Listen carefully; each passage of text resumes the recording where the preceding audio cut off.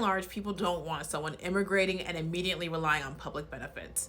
That's why public charge matters to a lot of Americans. The concern is real, and it's been part of U.S. immigration law for a long time. I know this because I used to enforce it. Before I was covering Maryland politics, I did foreign policy, worked as a U.S. diplomat, so I'm putting on my analysis hat here. I'll let you guys in on a little secret. One of the least desirable jobs in the diplomatic community is a consular officer, but they're also one of the ones who do some of the important jobs of granting people visas, and immigration visas in particular, who allow people to come and live in the United States. So to do that, they review your income, your savings, and really they look at the income and savings of the person who's your financial sponsor. So like there has to be like some American or legal resident in the United States who's there saying that they are legally in charge of you and your finances to ensure you don't become a burden on the system. This like blanket ban changes all of it. Think of it this way. Now, imagine if you had like this 800 credit score and you had a stable income and you had a co-signer, and then the bank says, sorry, we don't give loans to anyone from Cleveland. And you're like, what? And most people would say that's not a risk assessment of me as an individual, that's just a blanket assumption because I'm from Cleveland.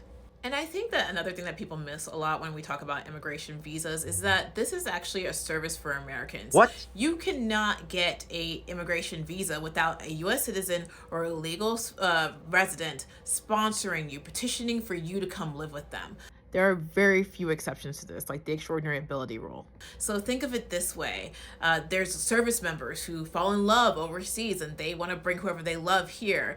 I remember I had a dad once. He was Dominican American. His son was living in Spain.